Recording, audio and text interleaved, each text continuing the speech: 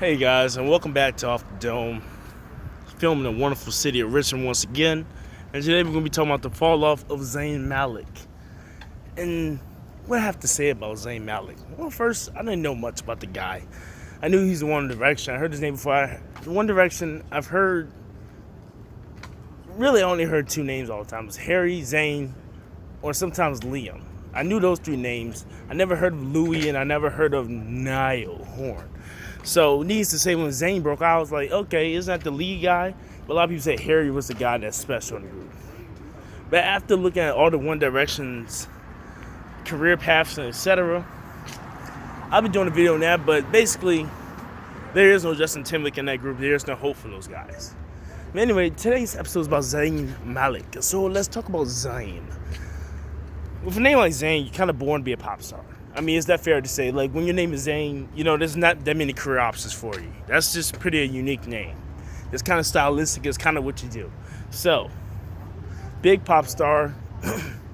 Came out of the UK. Not from the UK. I'm sorry, guys. I don't know his exact background. I just studied the charts. But anyway, One Direction, huge hits. United States, they had some couple hits, They usually debut high and fall off, but they still made year in charts. Still went double, 3 times platinum. So, they did well for themselves. And that was the formula. Then he was talking about he wanted to break off and he wanted to make better music and stuff like that. So I told him, hey, maybe that's a good idea. Not playing. I wasn't there for that. But anyway, there's multi interviews with him saying that he wants to make deeper music that inspires people. He wants to make stuff that he can dance to and cry to and emote to. And he wouldn't listen to One Direction music when he was on his free time. That's not music that he would like. He's a grown man, etc. So after I can't say no words today, guys. After alienating like 72% of his fan base, that's such an odd number. 75. Let's do 75. He thought that he was going to get a bunch of adult alternative fans, adult contemporary fans, R&B fans. And, I mean, he was right and wrong. So the RCA signed Zayn, dropped Pillow Talk, I believe, in late January. I believe it was January 22nd, 2016. This shit debuted at number 1. Something that One Direction could never do in the United States. After debuting at number 1, I think it fell to number 4. It's fell to number 7 the second week. But it stayed in the top 10 for about 14 weeks. And it peaked at number 4 once the album dropped. And it went number 1 on the pop charts. Went number 4, I believe, on radio songs. And then he had a Back to Sleep remix with Chris Brown with Usher, which did pretty well and went to number 20. So needless to say, Zayn had a little bit of pop crossover. He maintained the song in the top 10, which One Direction could barely do. They usually fell off right off the chart. They did go platinum or double platinum eventually. But One Direction radio presence really is pretty avoidable if you not listen to Radio Disney. They only have about 4 or 5 songs that actually have radio traction, which are Story of My Life, What Makes You Beautiful, I think Little Things for Adult Contemporary, Drag Me Down, I heard that a couple times, and Night Changes. They're perfect. So there's about 6 songs, but most of the songs are hit or miss. They debut high in the top 10, and then they trickle down and fall off, and that's how it goes.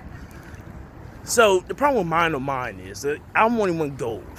Now I get you don't have all 5 boy band members, but for One Direction album, their albums go, usually the standards platinum, double platinum, even 4 or 5 times platinum. Their tours do multi-billion numbers. Drake bragging that song, I Believe Me. I do One Direction numbers I don't fucking miss. One Direction was a big deal. They're not in sync big, but they're better than all these other boy bands are right now. 5 Seconds of Summer, Jonas Brothers. They can't come close to the numbers that One Direction was doing. Even the Jonas Brothers now, with their comeback with Sucker and etc., those numbers don't match One Direction's numbers in their peak. When the Jonas Brothers drop their new album this year, it's going to be good. It's probably going to go platinum. That stuff not going to go 4 times platinum like their first album. They're not going to sell over $300 million worth in tickets and revenues over tours. It's not going to happen. People love the Jonas Brothers, but they didn't love them as much as One Direction. Even when they was with Disney, they barely did One Direction numbers. So now, One Direction, UK boy band, the American girls love them. They're basically the second coming of the Beatles, even though that's a total lie, and people need to stop saying that. they did do pretty good success-wise. Zayn album goes gold, you don't hear nothing from him. 2017, Taylor Swift comes to save him. But really, Taylor Swift, she didn't come to save him, because as we found out later on that year and this year, Taylor Swift can still get you a hit, but she won't last long. So that was the 50 Shades Darker soundtrack, which got them the I Don't Want to Live Forever, his second top 10 hit, peaked at number 2 on the radio, number 2 on the pop charts. That kept him relevant. Then, in late 2017, his own single for his own album, Dusk Until Dawn, dropped, peaked at number 44 first week, went platinum eventually in the States, did pretty well in the UK and Canada and Australia, by peaking at number 5 and 3 respectively. So then, your boy Zayn drops an album, I believe, late 2018. Inca something. I don't know what that shit called. But you go fact check me. But I think the boy only sold about 3,000 copies first week in the US and it didn't do well in the UK. That shit tanked. I think that shit peaked at number 63 and first weekend was gone. The Zayn Malik experiment has finally failed. And ever since then, he made that song with Party Next Door. That collaboration did pretty decent. It went gold a couple years ago. But really, Zayn can't even achieve the same success that Niall Horan has achieved.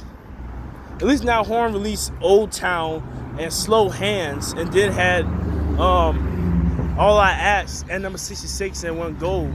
He can't even get a second single off the album. Mind of Mine went gold and didn't have any singles off other than Pillow Talk that really popped off. So the problem with Zayn is now, after all this hype, after all that dissing of One Direction fans, well, I'm pretty sure he don't want to call it dissing, but after all the stuff he said, you think that he would now go back to his roots. But the problem is he can't. Zayn's in a sticky predicament where he's now an RCA signed artist. He's doing his thing. He's trying to be in that adult lane, the R&B lane. He's 25, I believe, now. And he's just trying to live life. Now, don't get me wrong, the dude's rich enough, so he doesn't need to have another hit. I'm pretty sure it hurts that his albums aren't selling. I'm pretty sure the label's looking at him weird. So I think Zayn, what he needs to do is invent himself. He's already fallen off, which is another thing that proves that Instagram followers and Twitter followers don't mean shit. Because Britney Spears' album didn't sell well first week last time, and she has 100-something million. Taylor Swift album, well, Taylor Swift still sells consistently, so I give her credit, because those 100 million, but you know, Twitter followers don't mean anything. It's the same reason why people like Big Sean could do a couple big numbers, and he only has like 10 million Instagram followers. It's the same reason why these indie bands and acts that have 100,000 or so Twitter followers or whatnot, they could do 200K first week. But Zayn, a guy I believe currently has about 25 million Twitter followers and about 20 million Instagram followers, can only do about 3,000 first weeks. That's what it had to be to go number 63 first week. Your boy Zayn, he probably only has streaming. That probably wasn't even sales. That was probably just streaming. So think about them screaming teenage girls for him. Think about all those girls that were saying, oh, Zayn's so hot. Think about all those likes he gets on those pictures. All those girls who are now women that my age are 21 and up. Because if you're a One Direction fan, they came out when I was in middle school. So since they got popular in the United States around 2012, those girls have grown up and they have money now. They would spend it. They would spend their boyfriend's money. They would spend their own money. They would stream the album at least to get you can at least get 100,000 units on streaming. Because believe me, when Purpose by Justin Bieber came out, all those girls that was 16, 17 in my high school screamed that album on Spotify. They'll scream an Ed Sheeran song, even though they don't think he's that cute. They love Perfect and Shape It. They'll scream the hell out of Drake. But Zayn, their heartthrob from One Direction, their pretty guy with all the tattoos, no more. So thanks, guys, for watching the fall off of Zayn Malik. Let me know if you thought it was inevitable or not. I didn't think it was inevitable. I thought if he broke off first, which doesn't always work, because Camila Cabello, she's doing fine right now. Her album did way better than Zayn. Epic did a good job with her. They're doing something with her right, so I get that. But Zayn, I thought, honestly, this is what I thought was going to happen. I thought he was going to release the album. I thought it was going to go platinum. I thought he was going to have 2 or 3 pop radio singles. I thought one was going to peak in the top 10, and I thought the other 2 was going to be top 40. And after that, I thought he was going to drop a second album. I thought that was going to go platinum or gold. I thought he was going to have a big single off that, and I thought by then he would establish a fan base of his own. And apparently not. So, let me know what you think. Maybe Zayn's just too boring of a personality. I heard a lot of people say his music is just really boring. I love Pillow Talk. I can't tell you nothing about the rest of the album because I actually did listen to his album. I can personally tell you I don't remember much from it. So that's not a good thing. But like, comment, share, and subscribe. I'll be back with another video shortly. Thank you and peace out.